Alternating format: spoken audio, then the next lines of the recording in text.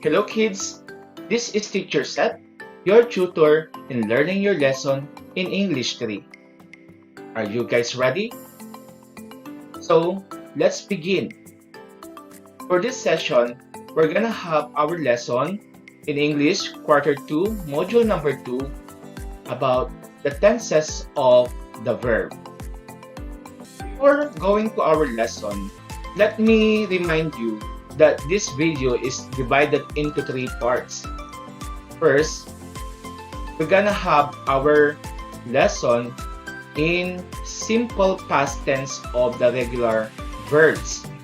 Second, part 2 is actions in simple present tense. And the third one is simple future tense. So, may part 1, may part 2, and may part 3. So, abangan nyo yung part 2 and then part 3 sa ating video lesson. Our first activity doon sa what I know. So, sulat nyo doon sa inyong answer sheet, what I know, para madaling i-check. So, read the directions, read the poem. The title of the poem is Our Vacation. Then, you're going to encircle the verbs used in the poem. So, ang gagawin ninyo, bibilugan nyo daw yung mga verbs na ginagamit o ginamit sa ating poem. Ano ba yung verb? Yes, you have your idea na kung ano yung verb. Ano? Kasi pinag-aralan nyo na ito yung previous grade. Kayo ay nasa grade 2 or grade 1. Na-introduce na sa inyo yung verb. Ano ba yung verb? Pag sinabi natin verbs, class, verbs are action words. Okay? Yung mga salita na nagsasaad ng kilos. Ito ay tinatawag na yung verb, tinatawag itong pandiwa sa Filipino. Mga nagpapakita ng kilos o nagsasaad ng kilos. Okay? Pag tinanong kayo kung ano yung verb, ang sagot ay verbs are action word. Paliwanag po ba yan? These are the action words. Okay. So, ito ay pag sa Pilipino, ito ay tinatawag na pandiwa. Okay. So, babasahin natin ngayon yung ating poem. Ano ang title ng ating poem? It's about the vacation. Okay. So, it says here,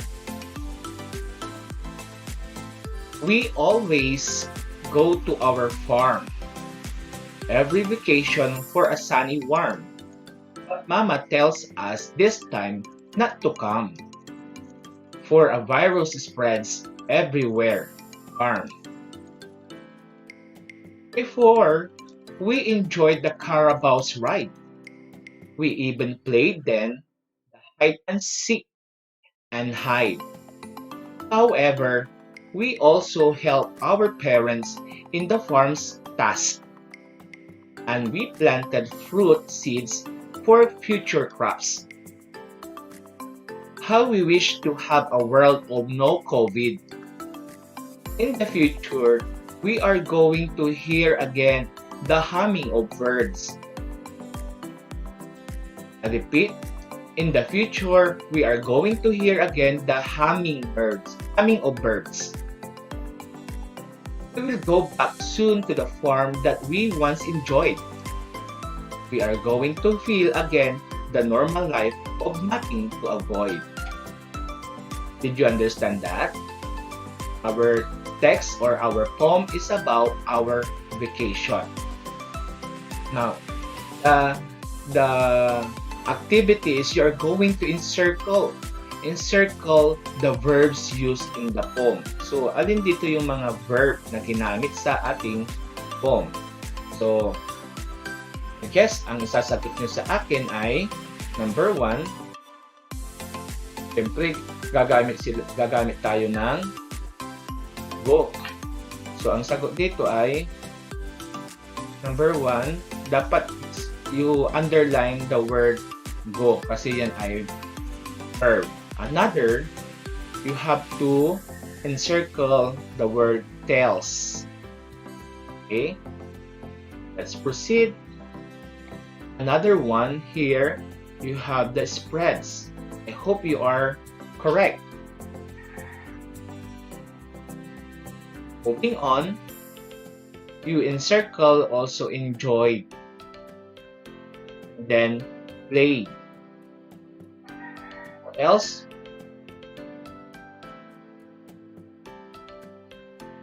And then help. Else planted. Some more. We have another verbs in our poem. So going, this one, going, are going, these are verb. Okay, and then go, go back. What else? Then are going, then what else? So wala na ba? So I hope ganyan yung mga sagot niyo. Tingnan niyo na lang yung answer doon kung tama yung mga sagot niyo. So you have to check your answer kapag tama. So we call these words, itong mga may bilog, yung nabilugan natin, we call this verbs. Okay? These are verbs, action words. For the next activity, what's in, ang gagawin ninyo ay assign nyo yung direction. Sabi dyan sa directions, name the action in the pictures and write them on a separate sheet of paper. So you are going to write what do you think they are doing. So number 1, the answer is, what do you think? Ipalakihin ko siya para makita nyo. So, the boy is, what do you think? Naakis, kwanton to. Umiiyak.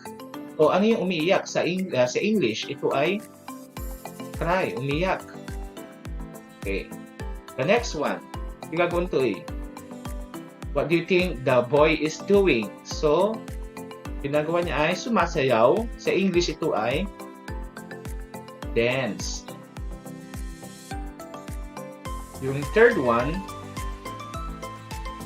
ang babae ay nagluluto. So, ito ay cook. Nagluluto eh. Then, this one, yung babae ay, ano ito sa palagay niyo ginagawa niya? What do you think she is doing? She is cleaning. So, clean. Ang ginagawa niya ay naglilinis. And this one, they are playing. So, sila ay naglalaro. Sa English, iyan ay tinatawag na play. Okay. So, I hope tama yung mga sagot ninyo. Moving on.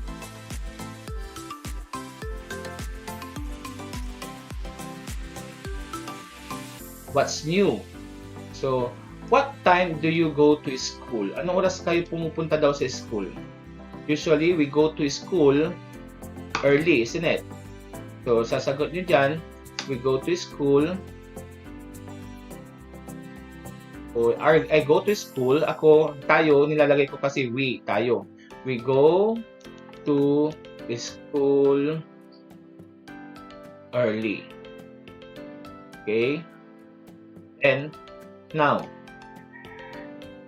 what do you do so you won't be late? Ano yung mga ginagawa ninyo para hindi kayo malate? So, ang ginagawa ko ay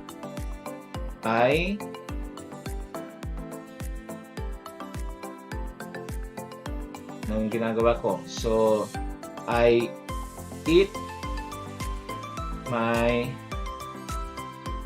breakfast first before going to school. Okay, so depende yan sa inyo kung ano yung ginagawa nyo para hindi kayo malate. Pwede rin ilagay nyo dyan, I fix my things before going to school. Okay, what else?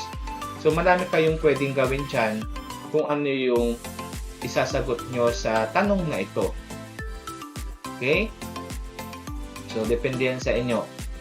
Now, we have our story. It's about fast forward. Okay? The direction, read the story below and answer the questions that follow. Okay? So, sasagutan natin yung tanong pagkatapos na mabasa yung kwento. Okay? So, let us start reading the story about fast forward. Okay. Sabi dito, classes will start tomorrow. Slick jumped with joy. He said, I need not hurry. I repeat, I need not hurry. I'll take it easy. I have a lot of time to get things done. So, he played with his friends in the yard. They talked and had fun until dinner time. Oh, Slick's father said, look at the clock. Look at the clock's long minute and fast forward it goes. It warns us that time flies by fast. So, do first what has to be done while you have time to do it. Clean the grandfather's clock, which time 10 times. Dick did not listen later. He had to move fast forward like the minute hand of the clock. He worked fast on his homework to get it done. He had to get up early and dress up fast, hoping he would not miss the school bus.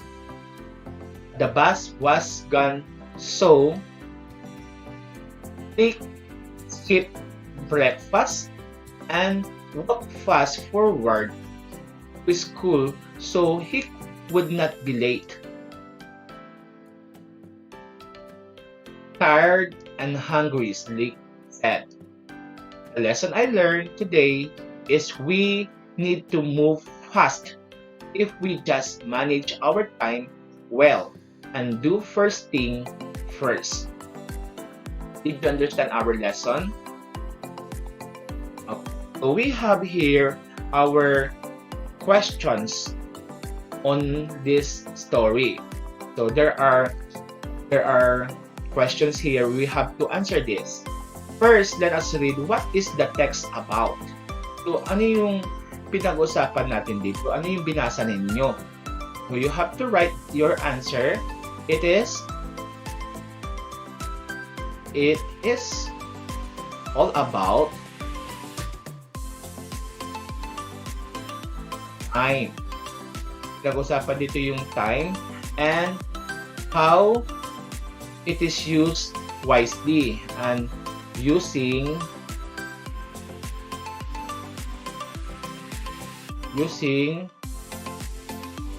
it wisely. I hope ganyan po yung sagutin nyo. Okay. Next. Why is Slick late for school? Bakit nga siya late? So, ang sagot dito, Slick is late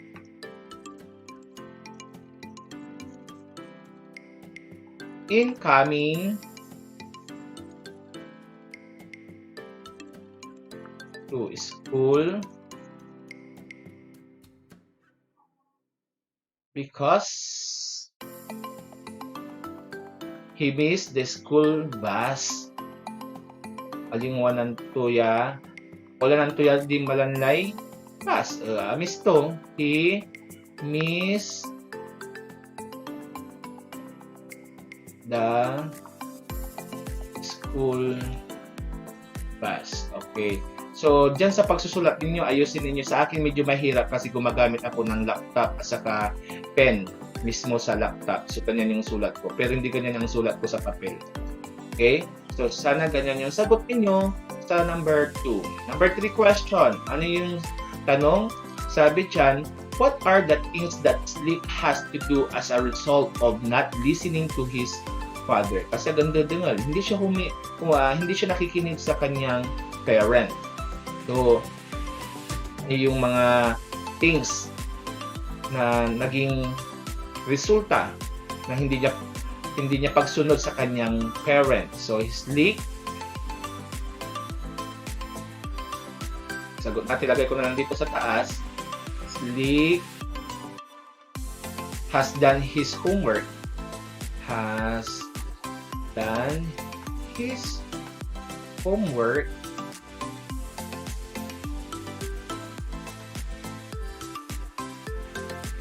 very fast. Los Santos nang gaway assignment. And then had missed the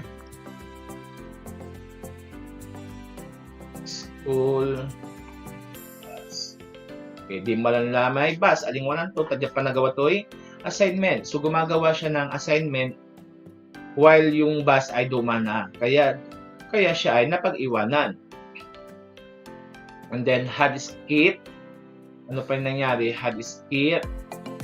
Nagpalampas siya ng ng kanyang breakfast.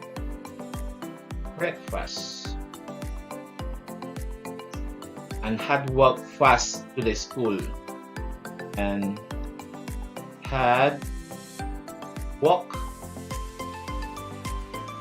fast to school. So, siya ay punta sa school ng mabilisan. Siya ay tumakbo. Naglakad. Kayo siguro pag sa Baliksor, kayo ay maglalakad. Okay? Now, in number 4 question. Are you like Slick? Why and why not? So, let me erase my answer para may pagsusulatan ako, no?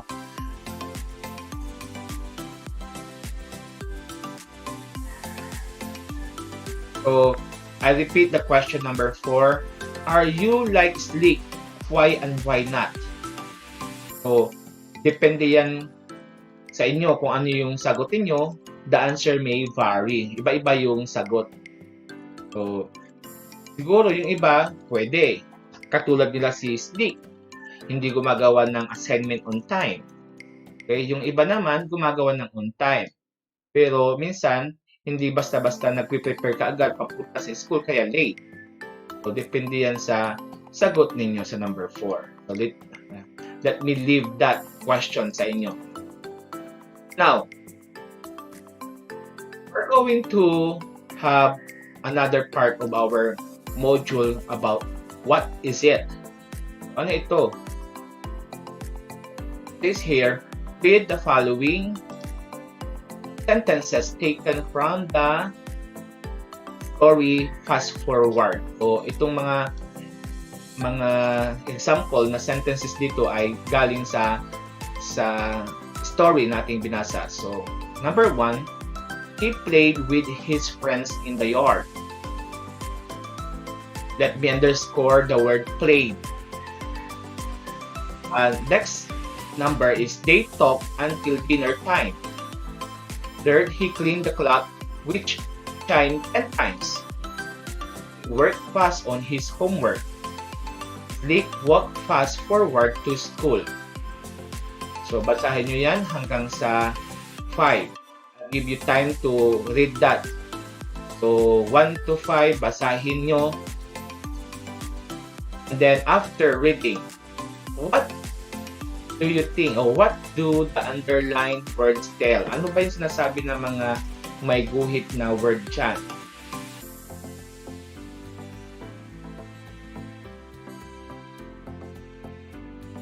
Ano yung mga sinasabi niyan? Was itong play, talk, clean, work, walk. Okay. Sabi dito sa inyong module, what do the underlined word tells? It tells about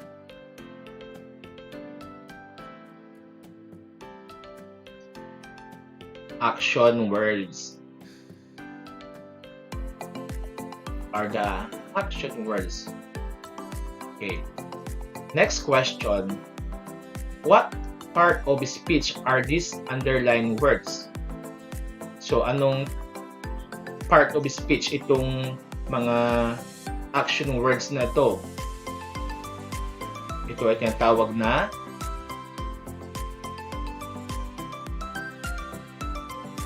ayan, verb. So, marami yan, kaya verbs. Verbs. These are the action words. Tanong kayo kung ano yung verb. Verbs are action words. Dapat memorize niyo yan. So, what do you think this action happened? Ano ang napansin niyo sa mga word na to? Yung play, talk, clean, work, walk. These are what already happened. Tapos na. Already done. Already happen. Yung mga kilos dyan tapos nang naganap. So, already happened. Okay. So, I hope you have now your idea about this. So, for you to remember this lesson well, you have to go to remember. Remember, you have to put in your notebook, you write these things para hindi nyo makalimutan. So it says there, verbs are words that indicate action, or verbs are action words. Okay? So, pag sinabi naman na natin tense in grammar, pag sinabing tense, we are referring to time. Sabi natin tense, we are referring to time. Tenses of the verb indicates the time when an action or event occurs. Kung kailan nangyayari daw yung kilos o kailan naganap, or when state process holds. Kung kailan ito sinagawa. Yung pinag-aralan natin yung played, work na may ed, itong kanina ito, mapapansin nyo yung mga work, play, talk, clean, ganyan. Itong mga word na ito ay past tense na po yan. Okay, tapos na. Bakit? Kasi mapapansin niyo mayroon siyang ed doon sa last word. Okay? The past tense of the verb indicates the action that happened in the past. Tapos na. Naganap ito sa nakaraan. It usually madaling tandaan pag ginamit sa sentence yung mga past tense of the verb. Paano natin malaman? Tandaan nyo to. May mga expression. Yesterday. Pag nakita nyo yung yesterday sa sentence, kailangan ang verb na gagamitin ninyo ay mayroong E at saka D. Okay? Or lalagyan lang siya ng D kapag ito ay nasa past tense. And then, pag may nakita kang clue na hours ago, last month, last week, sabi niya dyan ay last week, and then, ano pa? Last month, last year, last Wednesday, last Monday, basta yung mga tapos na mga ginawa, yan yung mga clue, may time expressions. Ang tawag dyan ay time expressions na yesterday, hours ago. Ang sagot lagi ay ang verb ninyo dapat nasa past. May D or ED sa dulo ng mga verb o mga action words. Malinaw po yun. Halimbawa, this one, example, dance. Ang past tense ng verb na ito ay dance. Meron siyang ED sa past ng word. So, dito example, she danced gracefully last Christmas party. So, ano yung time expression dito na clue? Ang time expression na clue ay last Christmas party. So, tapos na.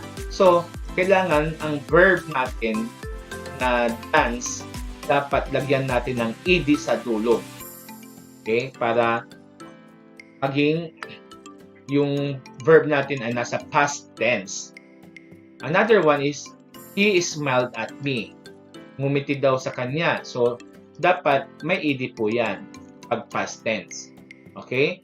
Or we add ed when the verb ends with consonant. Ano yung mga consonant? Yung mga C, D, F, G, Y, and so on. So, halimbawa, work. Ang work ay nagtatapos sa consonant letter K. So, dadagdagan natin ng ed kapag gagawin natin itong past tense. Halimbawa, he worked hard for his family before.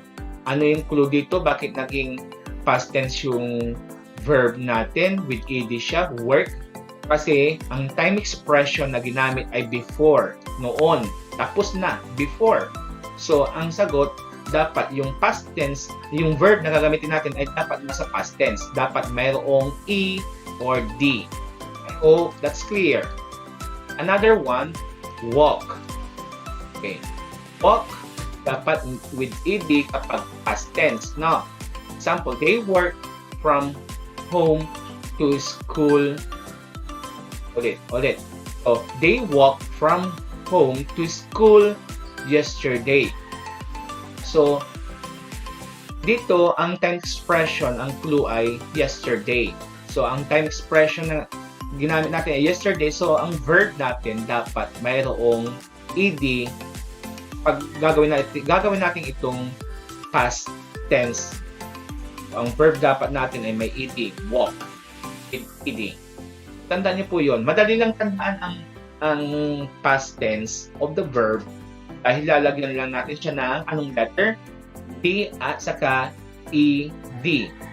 Then, ang clue, dapat tingnan niyo yung clue, yung time expressions, yung last month, last year, a year ago, yesterday, last night.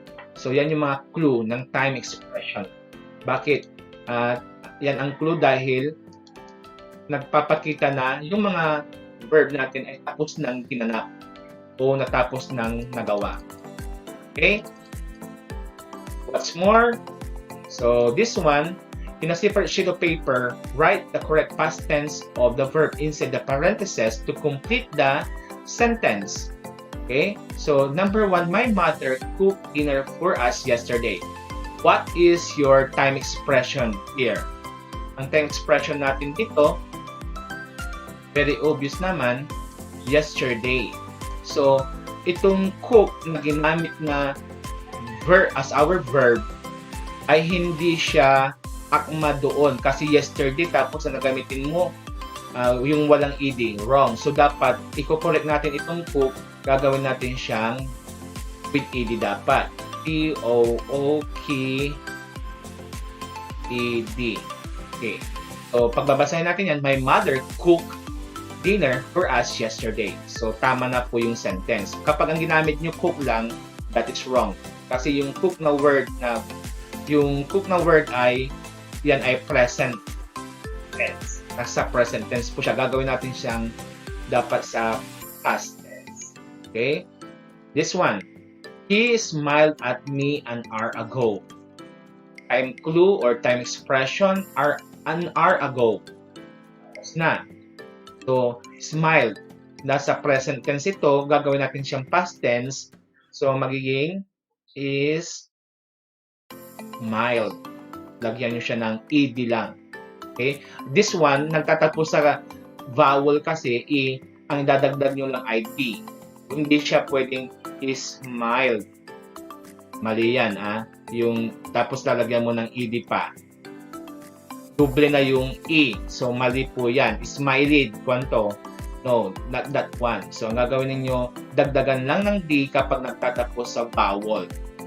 Okay? Pag consonant, lalagyan ng ED. Okay? Yan yung po yung rule. Dadagdagan natin ng D kapag vowel, yung a, i, o, o. Then, ed kapag ito ay nagtatapos sa consonant, yung mga verb natin. Halimbawa, yung paint, lalagyan ng ed, painted. Okay? So, dito sa ikatlong example, makikita natin, sabi dito, I love how he paint the wall the other day. The time expression already happened. So, ang ating clue ay other day, tapos na.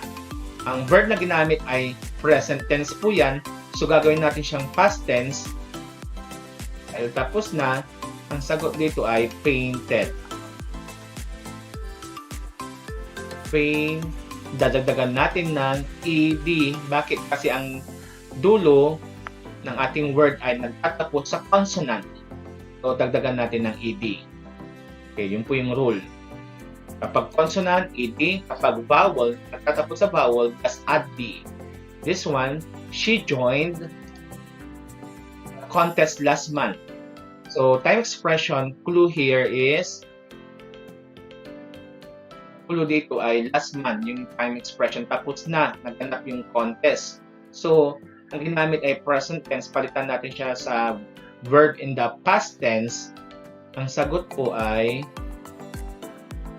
join, add ed.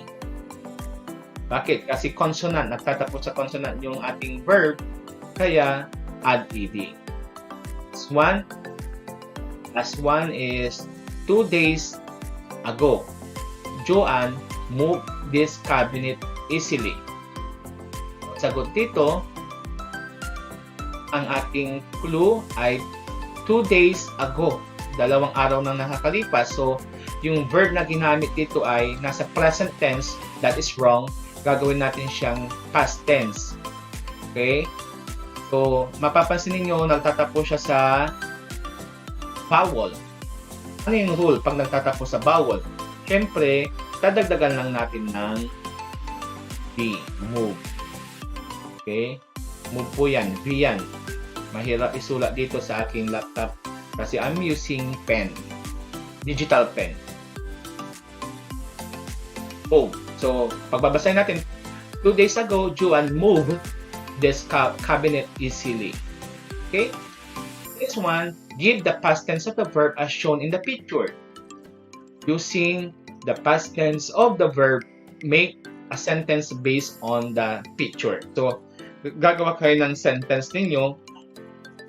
Pero bago yun, dapat gawin nyo muna kung anong verb yung pinapakita ng mga nasa picture. Ano yung action words na ginagawa nila. Halimbawa, this one, the boy. What do you think the boy is doing? Ano yung ginagawa ng lalaki? The boy is walk. So, sabi dyan is gagawin siyang past tense. So, lalagyan natin ng ed, walk. And then, gamitin sa sentence. The boy walk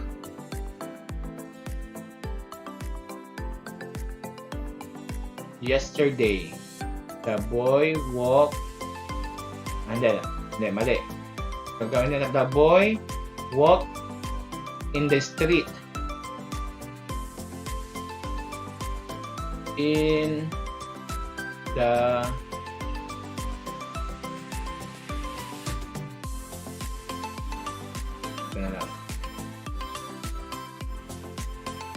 The boy walked along the road yesterday. Oh, yan. So, mayroon akong ginamit na time expression. Ang time expression na ginamit ko ay yesterday. Para yung verb ko na walk na may ed dahil nasa past tense ay maging congruent, maging related sa ating tense. Kailangan may congruency. Kung past tense ang verb natin, dapat gumamit tayo ng time expression na sa past tense din. Okay? Ito. So, sabi dito, is ko muna to, he walked. Dito is he walked. Hindi siya that. Dapat he. Kasi lalaki siya. He walked along the road yesterday. Okay? Next. The boy is what? Praying kapag ito ay nasa present. So, pray. Ang sagot dito ay pray. Gagawin natin siyang past tense. Lalagyan ng ed. Prayed. Okay? The boy prayed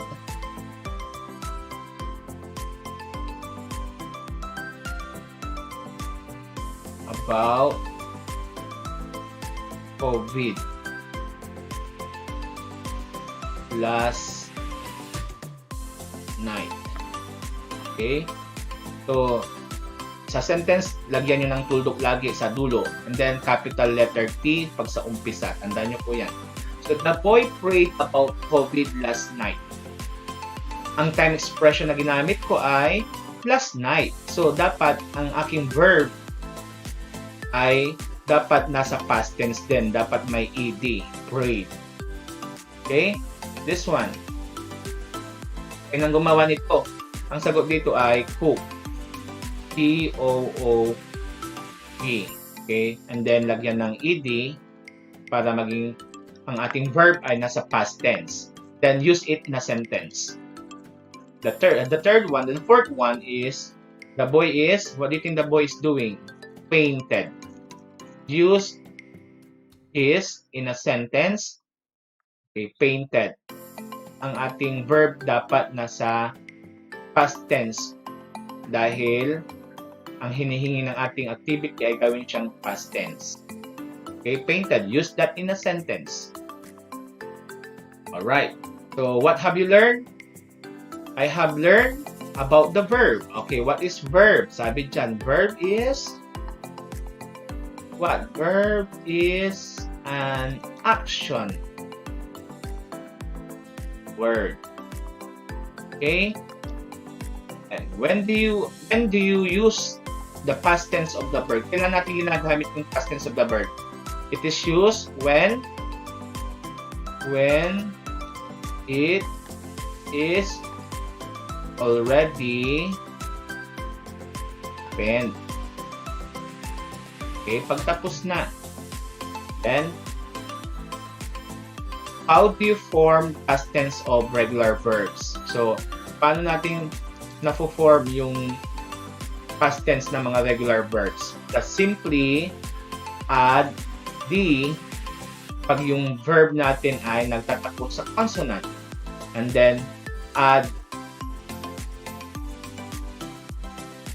natin yung ed kapag ito ay nagtatapos sa consonant. So, we add ed plus t.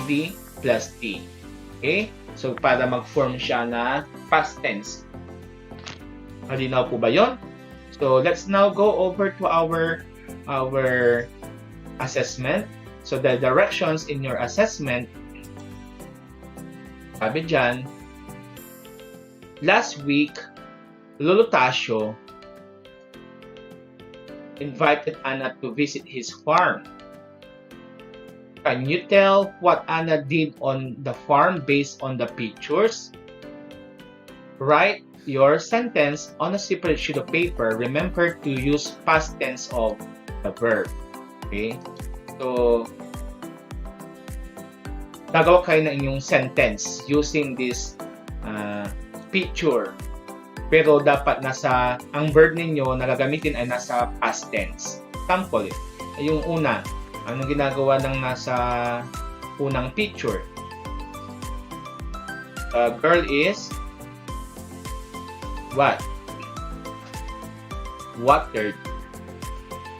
Okay, watered the plants. How about this one? The girl is climb. Maakyat. How about this one? Care. Cared or hair? Cared. Dapat. How about this? planted. So, gamitin nyo sa sentence ang mga to, no? And then this one, wash. Naghuhugas ng pinggan. Okay, so mayroong 5. Use that in a sentence. For the additional activities, as a member of your family, this question, what did you do last summer vacation? Tanungin niyo sa kanila kung anong ginawa nila nung summer vacation. Pwede si ate, pwede si kuya, pwede si pinsan or friend. Tanungin niyo sila kung ano yung kanilang ginawa.